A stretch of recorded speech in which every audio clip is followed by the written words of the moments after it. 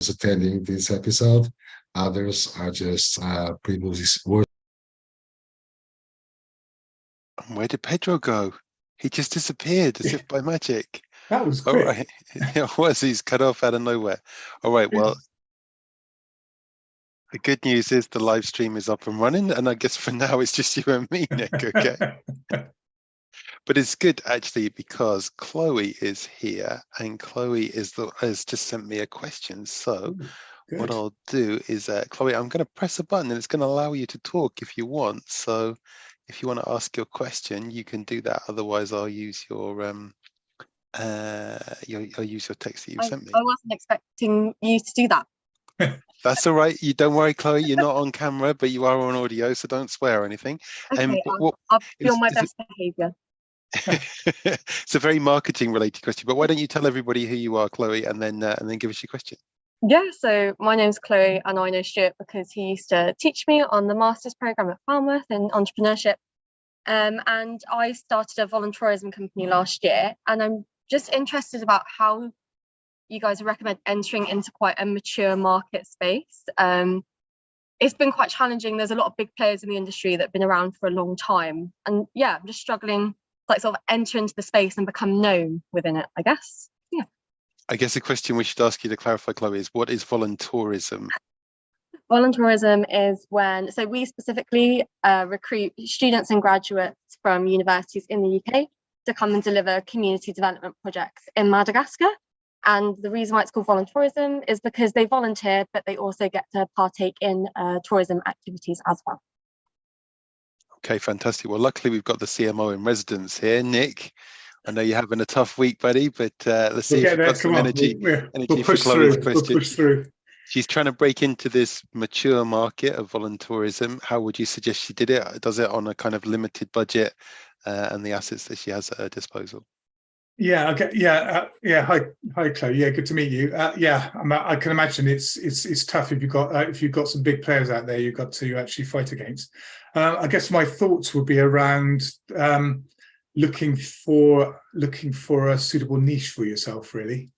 Making sure that you can sort of differentiate what you do and maybe focus on a very specific target group of customers that particularly, if I can speak, especially ones, stop smirking, Stu, especially ones that are not particularly well served by the bigger players. So it's probably digging down a little bit further into potential customer base and the user profiles and trying to figure out whether there might be a niche you can kind of work on and build out from there. So that would be one aspect of it. And the other aspect would be kind of looking at ways you can actually reach those target customers and figure out what their kind of other likes and interests are. So maybe you can reach them on things like social media and keep the costs down. And I mean, a lot of these organizations are kind of quite corporate. So it sounds like you'd have a fresh and kind of personalized way of approaching the market. So I think that's always appreciated by customers. Yeah, so a couple of thoughts. What sort of things have you tried already, Chloe? So I do a lot of social media marketing, and I do direct marketing through LinkedIn and reaching out via like LinkedIn messaging and things like that. That seemed the way we recruited our volunteers last year was off of LinkedIn, so that was quite successful, and some email marketing as well. Yeah, it's been quite challenging. I think we're on such a tight budget, and the social media space is so broad. Yeah, it's been hard. Well, we've got a few other panelists on here. We'll give Nick some time to think about stuff, and maybe we'll ask John Gale. John, what would you do with this one? How would you try and market in a more mature space like this? I wasn't here for the question, so I don't have any context. Okay, so Chloe runs a company which does the thing called Voluntourism. Maybe you can describe it better, Chloe, for John. See if describe what you do in Madagascar and see what he thinks. So TSAP travels specifically, we recruit students and graduates from universities in the UK, and we invite them to share their knowledge and skills with people in Madagascar. So they get to do some volunteering, but they also get to go on tourist experience as well. And we really focus on cultural immersion. And you charge people for that, right, So Chloe? you're providing an experience, but how do you monetize? So they have to pay to volunteer abroad. So they pay a fee, and that covers things like accommodation, food, excursions, airport transfers, and we ideally in the future make a profit off of that. So you're really trying to reach students in UK universities? Yes, currently, because that's where I'm based. Well, so are you marketing directly to students in UK universities? Yes, so we do mostly, sorry, it's really loud where I am. We do mostly on LinkedIn at the moment, and also target university employability teams as well. I would suggest that you try contacting the universities and find out what sorts of organizations they have that provide access to services overseas for students. I think that's relatively common in the US, and I would assume you can probably find it in the UK. In other words, when you're doing LinkedIn and so forth, you're contacting a much broader group of people. And if that's working for you, that's fine. But I'm suggesting you go direct to the universities. Yeah, I have gone direct to universities. A lot of universities in the UK don't allow you to advertise things that students have to pay for, and that's been quite a challenge to overcome. So I'm just trying to work more going direct to lecturers and course leads who would like to offer this opportunity to students where it would benefit their academic success, which is slowly working. It's just been it's taken quite a long time to overcome those barriers that are often put in place by the bureaucracy that at universities here in England anyway. So I suggest that you recruit an intern in Oxford or Cambridge and have the intern run around to all the student organizations and tell them what you do. Okay. Is that something you've done before, John? Do you find that successful? I have not tried that, no. I was just trying to find a cheap way for her to get a contact in England. Okay, cool. Chloe, have you contacted Enactus at all? You sorry? Enactus, it's an organization that does student entrepreneurship stuff. Oh, no, I haven't. I've never heard of them actually. Yes, it's spelled Enactus, Enactus. And have a look, and all the universities that have Enactus societies running have this kind of gravity of entrepreneurial type people, and they might want to be interns or get involved or advocate or something. I just put the link in the chat. Extra points if you can pronounce it.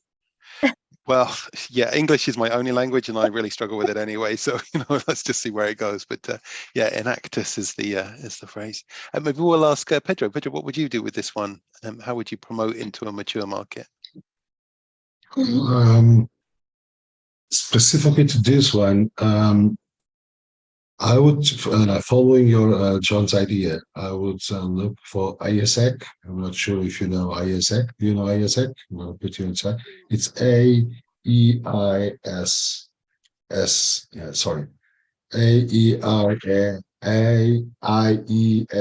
ISEC. It's a global entity that broadly speaking, they say it's a global platform for young people to develop their leadership potentials through practical experience of many kinds, including internships.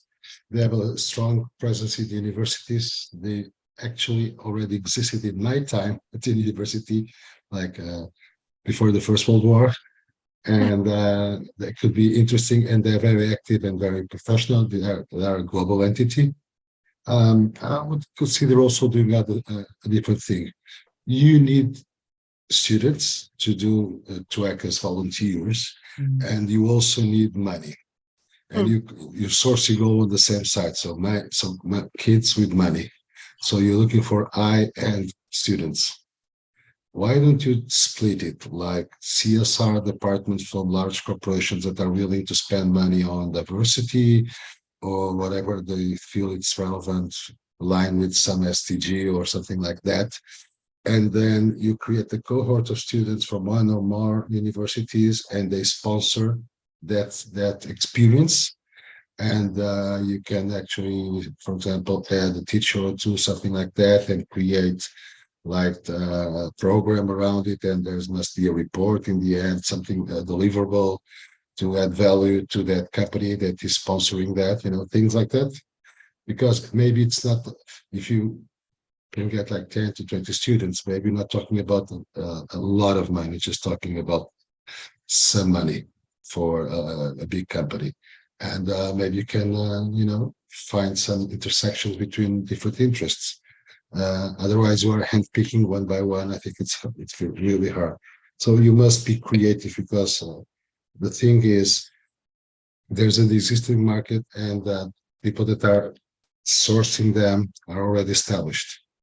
And so you act differently. Another suggestion I would make to you would be, try to talk to previous volunteers and see,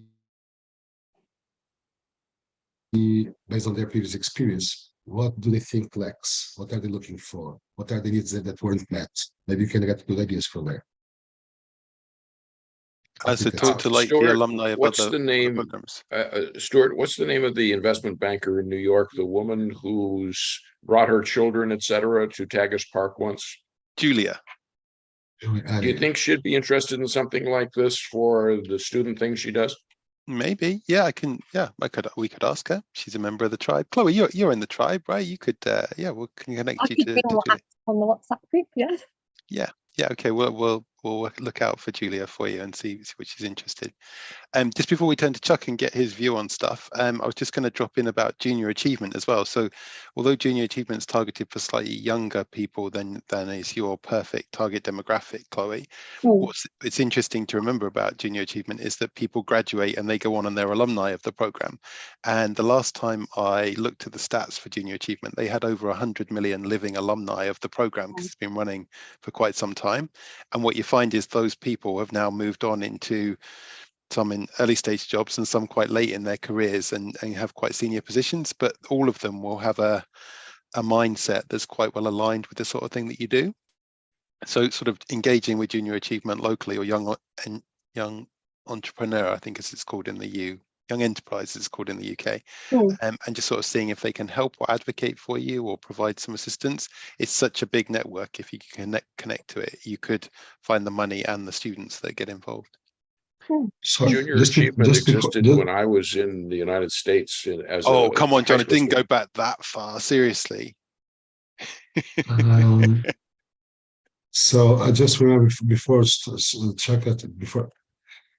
Teach for All. Teach for All is it's another entity you should check.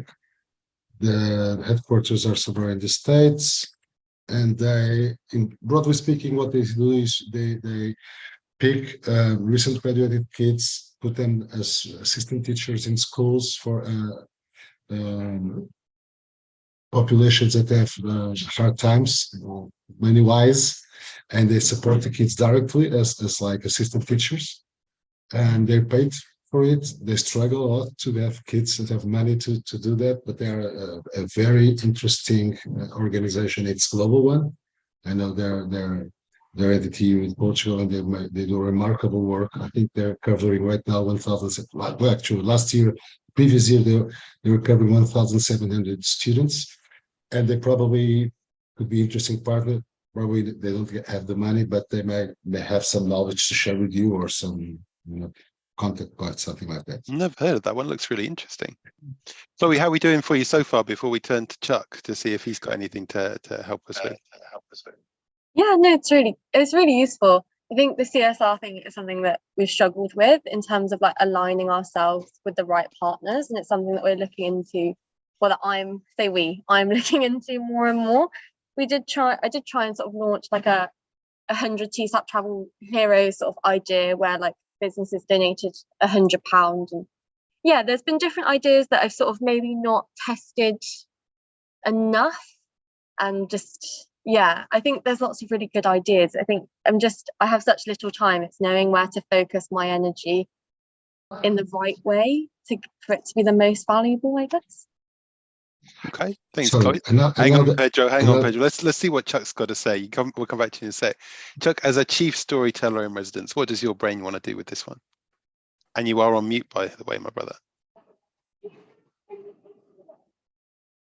I have named people on mute. I call them now mutants. but Okay. Well, that's, welcome, Boston Mutant. It's great to have you here. so three thoughts come to mind. One is you nicely touch, aside from tourism and volunteerism, you really also touch nicely on an area that's nicely overlaps with ed tech.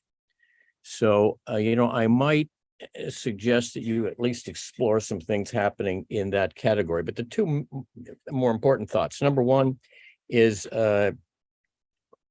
immediately when you begin to explain who it is that you are, people are going to relate it to an experience that they've already had, something they already know. So you very quickly need to differentiate yourself from other people who are doing similar things, and you've got to be very clear about what it is that is creating this real advantage for you. So I would say, find those areas of differentiation. We tend to engage and listen, lean forward, the more similar something is to an experience we had or something we already understand. But I have discovered through the years that is just engagement. We make decisions and really become involved and make choices not based on similarities but differentiation. So find that thing that differentiates you from other ventures that they might confuse you with. Some may be doing things that are similar, but some they just may remind you of it, and that's who you will become. You'll fall in that same pile. So figure out differentiation. The third thing is, I think you have potentially a very, very powerful story. I would suggest that you let the story be told by people who have been through the program or people who are beneficiaries of the program, whether it's through testimonials or maybe you do some video clips or you do something to let this sort of voice of this experience come through, not through you, although you're going to be a big part of it, but a good chunk of this might be the powerful story that can emerge from people who are either participants or beneficiaries. So those are sort of my thoughts. Thanks, Chuck. What do you think about that, Chloe? Yeah, I think that's really good. We do have a documentary that's recently been released, and we've definitely got plans to utilize that, where it has feedback from both volunteers and participants of the project as well. So I'm glad to know that we're sort of on the right lines with that one, and we'll be gathering even more content when I go out to Madagascar later this month as well. Thanks for that. Pedro, are you getting any support from government in Madagascar? Not currently. The government is going through an election process at the moment, so yeah, it's not something I've really touched on. I've networked myself quite well into the Malagasy community, but we don't currently receive any sort of funding or any support from any sort of bodies of power in England or the Malagasy government. Well, I was wondering whether there might be certain governments are pretty big on funding very specific projects. And the other thought that I have is, how deeply have you explored creating some strategic partnerships with either organizations over there or any kind of contact that might even peripherally be able to help you get move up that ladder of becoming more successful?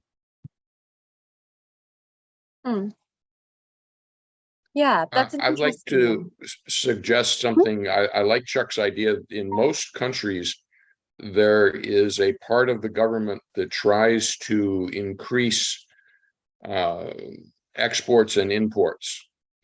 And they run trade missions where they take people for a fee to other countries. But because of your nature as a startup, if you found that your government was, for example, doing something in England that seemed relevant to you, you might be able to get them to agree that if you flew to England on your own, you could just walk in and participate.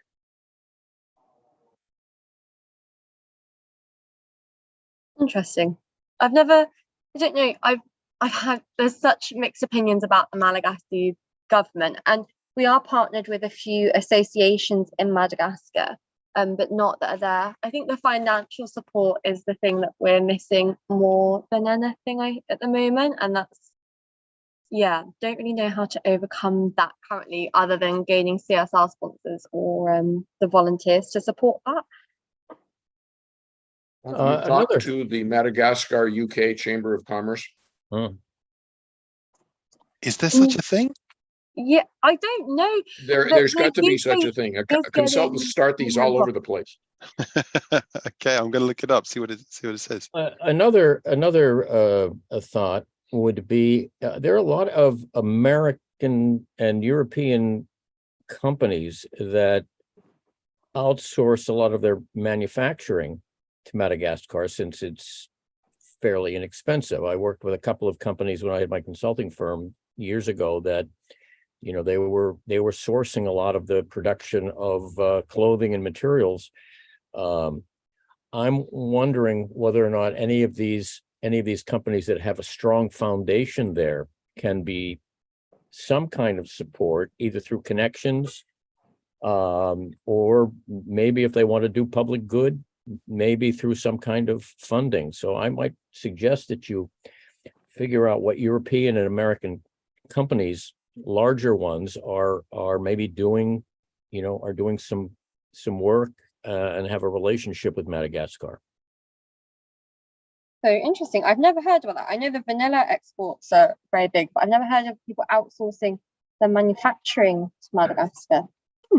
Well, I worked with a company some years ago called Mast, and they were the clothing source for, I think, what was it? Was it the Limited? One of those. They were the sort of exclusive, and they manufactured all over the world. They manufactured Hong Kong. They manufactured in a country called Mauritius.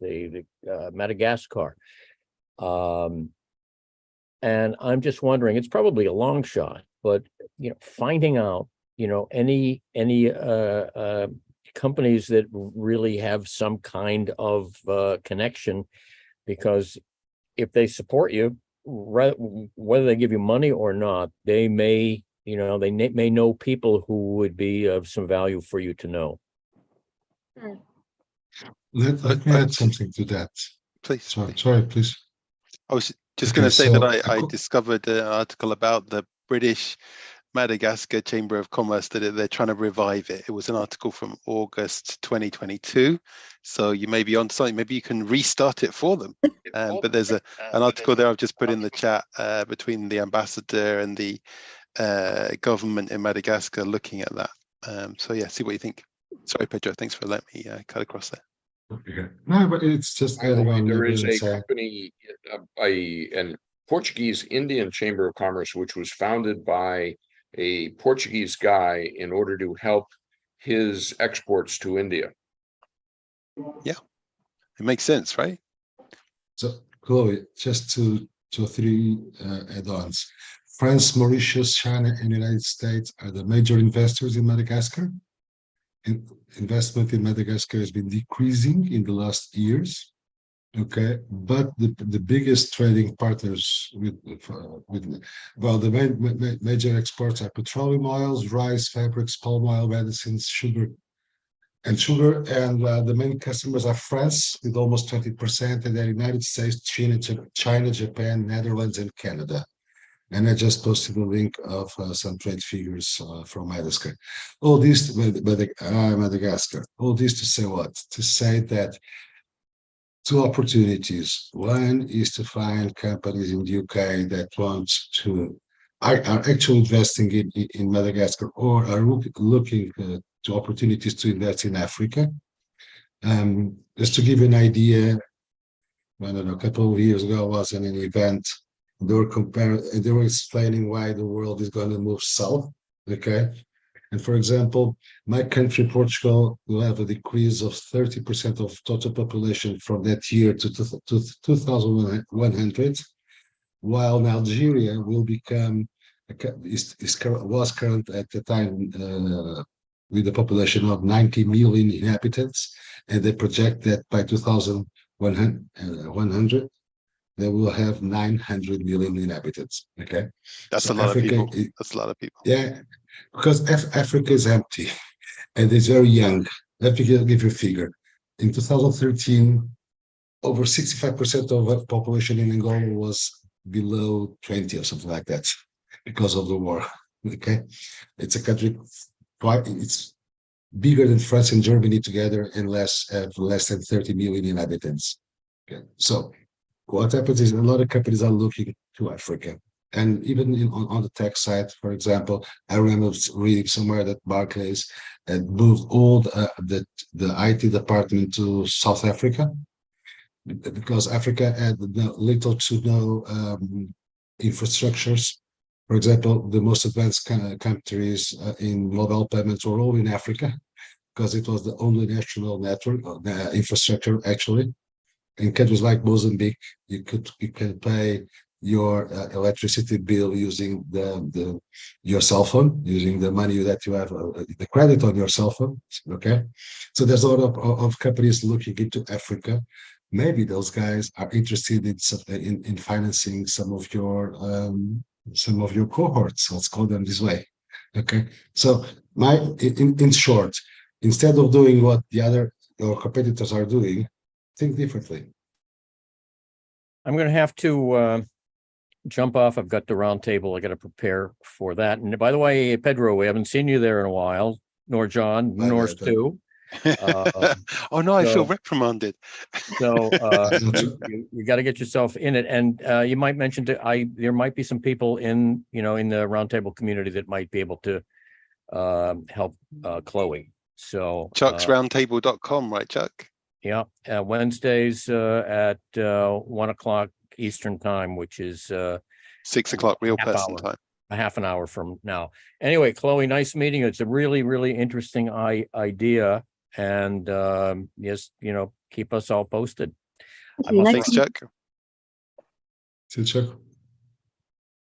So the big question is, are we helping Chloe or not? I don't know. Only Chloe can answer that. Chloe, have we helped any yet? It is really helpful. However, I can't see anything that people are posting in the chat. So okay, I'll send you that afterwards then. No worries. I'll put it. I'll WhatsApp it to you later. Yeah, I think I've just came to some roadblocks with after we did such a big project last year. I know Stu, we spoke about this earlier in the year. And yeah, it's just knowing like how to position yourself, and it's really challenging. I think like the financial climate is having an impact. A lot of businesses I talk to say that they just don't have the finances to support something like this in like the way that would be ideal. But I think it's been really hard. I've been taking lots of notes, so that's very positive. That's a good sign. Okay, thanks, Chloe. John, you very nicely put your hand up to say something. It's very kind of you. What this British influence? I don't know how that's happened, but thanks for following the etiquette. My ancestors left England in 1635, so I'm just remembering the old times. Okay, well, what do you want to say, brother? What do you want to say? So, Chloe, have you tried going to the universities in Madagascar? So I haven't been in Madagascar since April, but I have a local project manager out there, and he has partnered with one of the local universities, and I've done some guest talks at a different one about British culture. Okay, so what I was thinking was that if you went to the local universities and look at their websites and find the professors who are either English or graduated from English universities, and go talk to them and ask them, since they obviously like Madagascar, since they're living there, if they'd like to help support what you're doing by helping to connect you to, the universities where they graduated, or other interesting organizations that might be able to help you that they know back in the UK. I like that idea. I never thought of looking for like English or people that have been to England or studied England to then sort of recruit that way. Yeah, I like that. Nice. And finally, there's a last tip. There is always a running project of something like Europe, Africa, whatever, from European Union, always trying to bridge the gap. And it's many. I don't like things that sound like related to governments and institutions like that, because they tend to be very slow and bureaucratic. But probably you could Google and see what is available. Probably there are some programs that you can benefit from. Yeah, I'll definitely have a look. I've had a look at a few of them in the past. I think it's just aligning with them in the right ways and not sort of compromising what we do as an organisation to fit their sort of criteria, I guess. Yeah, I guess it's the difference between compromise and optimize, right? So every grant and every program has a set of criteria. You just have to find the ones that match close enough that you're not changing things, and you just optimize your fit for that.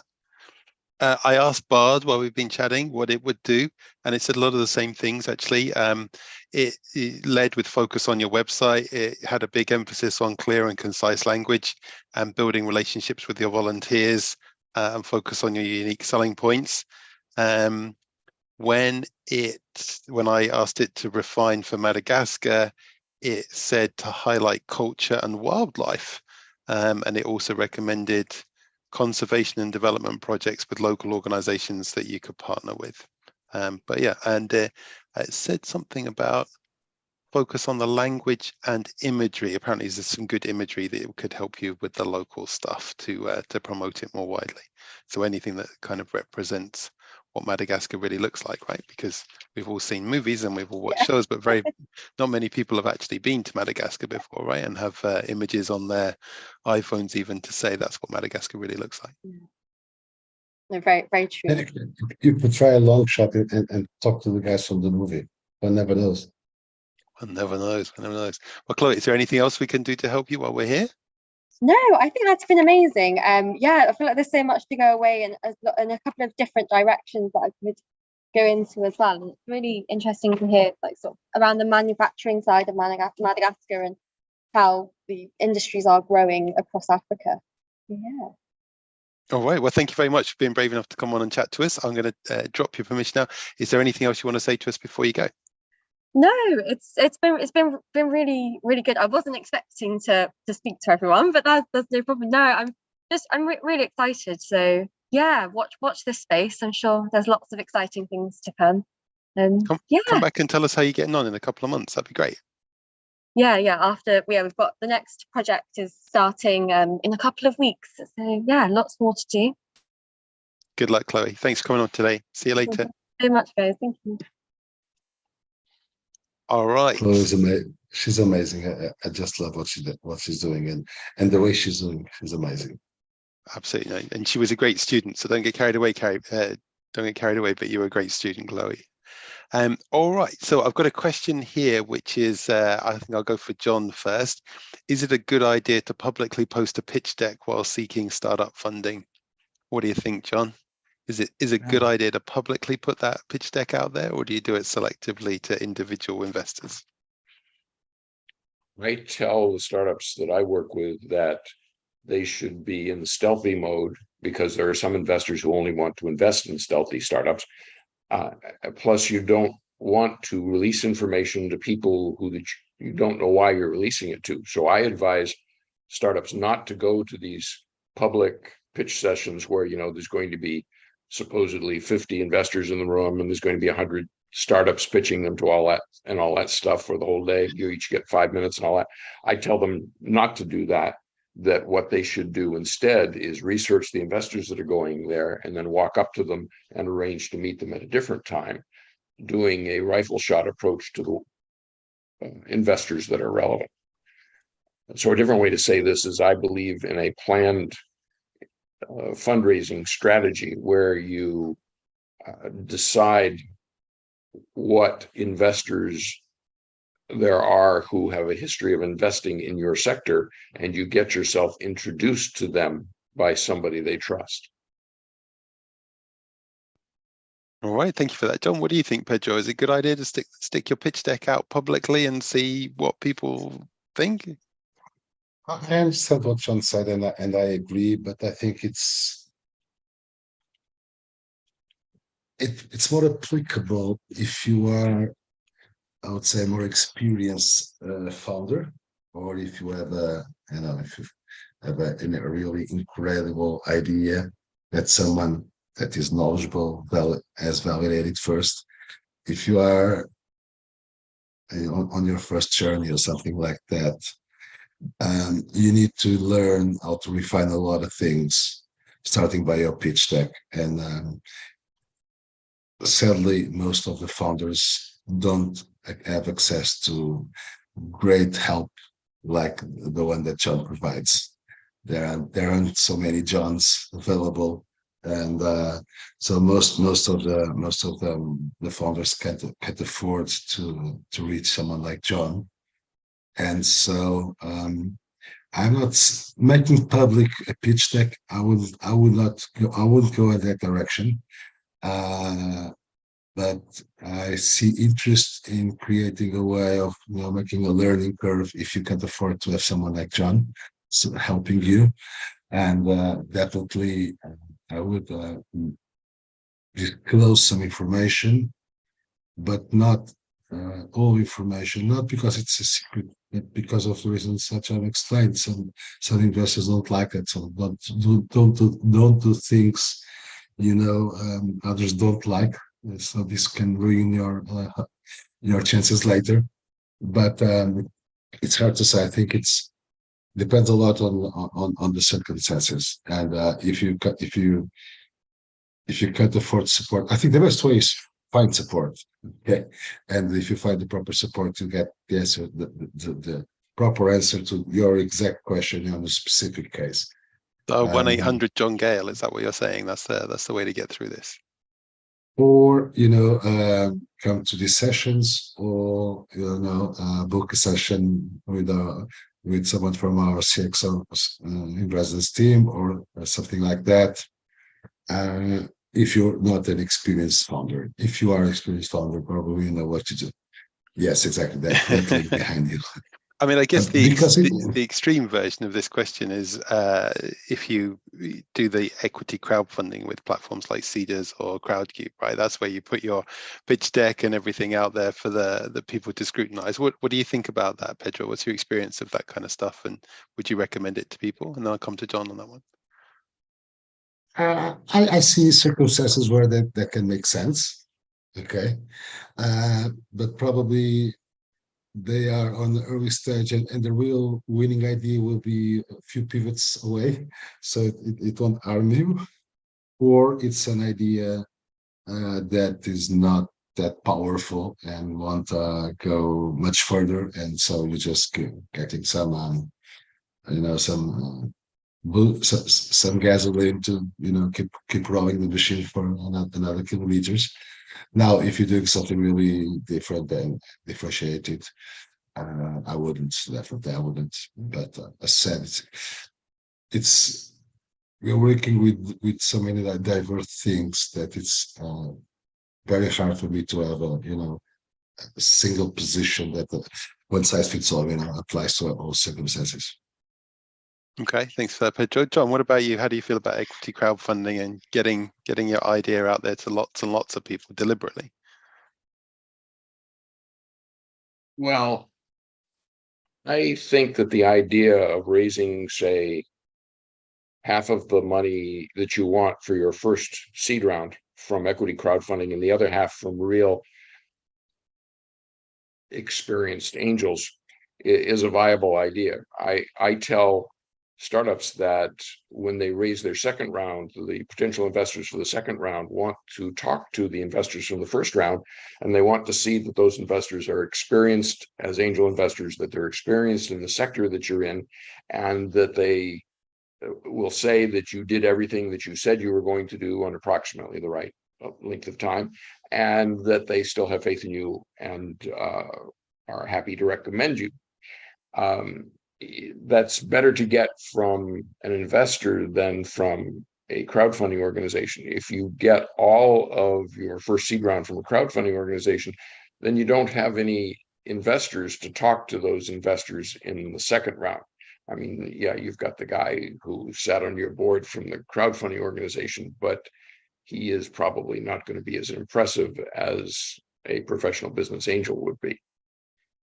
That's super interesting. And obviously there's been some amazing rounds done through platforms like Seedrs and Crowdcube, right? So I think the world record is something like 1 million in 45 seconds on the Crowdcube site. Well, and wasn't people it like Revolut Crowdcube where Montauk. you had the founder as a speaker at some Canopy event a couple of years ago? Yeah. So he's done a Founder Friday interview, yeah. Right. And in that session, he said that they had only raised money from crowdfunding through themselves. They had never brought in any other outside investors. And the way I interpreted no. They've had Balderton VC and a few others, some pretty top tier stuff in there, as well as their own rounds. Yeah.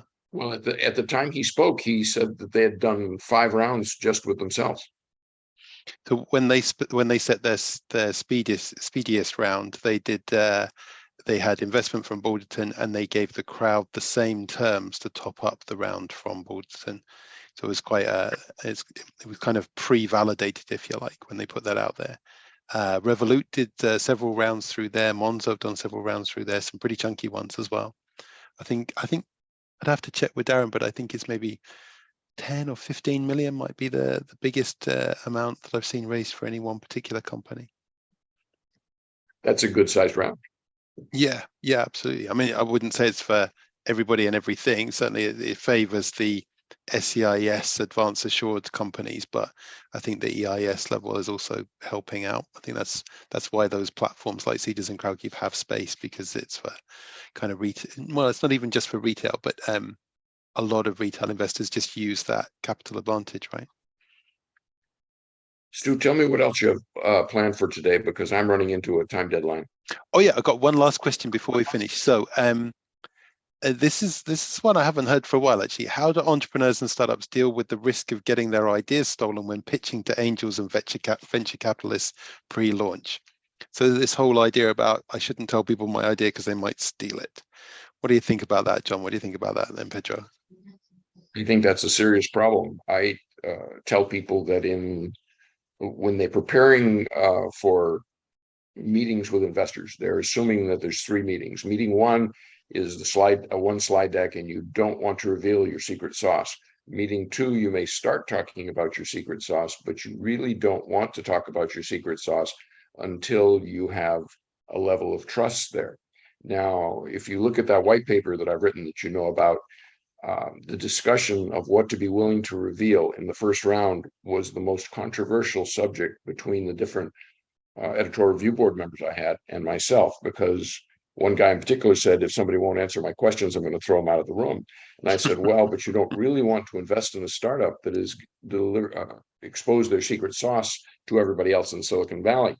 And he finally backed down and agreed with it. But the point here would be that his attitude was different before we started the conversation. So I think you can expect that a number of investors are going to push for you to tell them everything in the first meeting, and you have to figure out how to dance around that and avoid discussing your secret sauce, because I fully agree that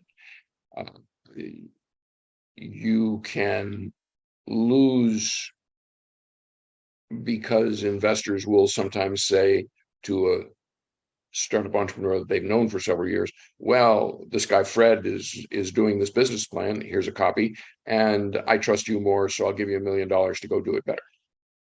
Okay. And do you believe in the power of NDAs, or do you think it's just trust that takes you to the disclosure meeting in the second or the third? When I was the vice president in that merger and acquisition group, my boss, the CEO, said that you should never do business with somebody that you don't trust. And you should never sign an NDA with somebody that you don't trust. Now, I think he honored the NDAs that he signed. However, I knew VCs in Silicon Valley who did not. That's a politician's answer, right? I think maybe I could come back to you again and say, do you believe in the power of NDAs? Would you advise somebody to sign one? But the problem is, under the American legal system, he who can afford the most lawyers wins. So if you're going to sue Sequoia, forget about it. They can afford more lawyers than you can as a small startup. And so I think that that same system basically works in all countries. He who can afford the most lawyers wins. Now, you can do contingent deals with lawyers in the United States, which you cannot do in Portugal, by the way. So I know a guy who made very large legal fees by agreeing to sue major consumer electronics companies that you would recognize. And he was a very good lawyer, so he would win in court, and he would then get paid a piece of, the winning. And he would sometimes go in with absolutely no cash payment except for a percentage of what he would win. He was very good. I could talk about that in various ways, but this is not the time to do that. Okay, thanks for that, John. And Pedro, what about you? Do you think startups should reveal their secret sauce? Do you think their ideas will be stolen by angels and venture capitalists? Yes, but in slices. Okay, so I agree with John that if someone tells me too much at the first meeting, I find it suspicious. Don't ask me why. I just find. And on the other hand, I remember when there was on an event, there was a guy that was a known blogger from Silicon Valley. Honestly, I don't remember the name. And someone asks, but should I tell myself? Because he was saying something like, you should find the right media guy and try to create a relationship with that person. And but to be able to do so, you must disclose something for your business. And someone from the audience said, hey, but I'm sharing my secrets. And that guy answered in a very funny way. That was, don't worry, your great idea is being like 10 guys are having the same great idea right now. So don't worry, only execution counts. And that is the second part of my answer. So yes, keep slicing it, and it's while we at the same time we are creating a trust relationship, and you need to disclose more and more, because the other side also needs more to like the decisions.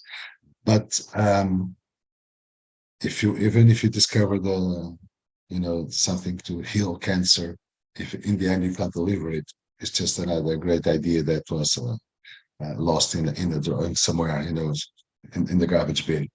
So don't forget, it's not just about your idea; it's about what you deliver, and that and many of the great companies today that were born as startups are not exactly equal to the original idea. So that keep that in mind. And finally, NDAs, I think they are formality, honestly. Of course, we can always go to the court and blah, blah, blah. But as John said, if something happens, do you want to be dragged into a fight in the court? Probably you will lose and spend a lot of money and time. Well, we should be focusing on other things. Maybe if you're asked to sign one, sign it, if it makes sense to you. But that's not the protection. The protection is the way you do things and the way you create a relationship. And that's why that's one of the many reasons why it's so important to screen up front the investors that you are, and the founders that we're trying to engage with. That's probably a better protection than a sheet of paper signed by two both parties that said a lot of things that will end up on the judge desk, and the guy with the best lawyers wins, as usual. All right, thank you very much, everybody. I think that's a great place to close out, and I'll just ask each of you if you've got any last thing you'd like to say on today's AMA. Thanks for being here. John, anything last from you? No, fun as always. See you next time. Brilliant, thanks, John. And you, Pedro, anything to close us out? Oh, actually, what's the next how-to episode? Do you want to tell people about that?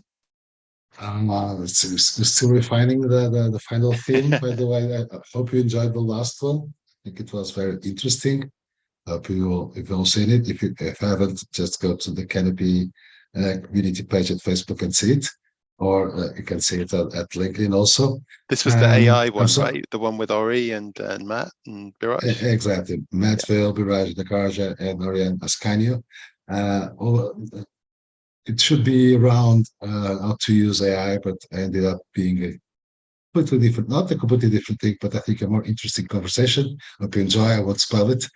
And I'm sorry for the my internet connections. I was starting this episode when I just bumped and disappeared. It was a pleasure as usual being here, and hopefully you enjoyed and were useful to you in some way. Brilliant. Well, we do these every month with different people from the In Residence team. I look forward to seeing you next time. If you're watching this on YouTube, please remember to subscribe, and then you'll get all these things coming to you live every time. All right. Thanks, everybody. See you later.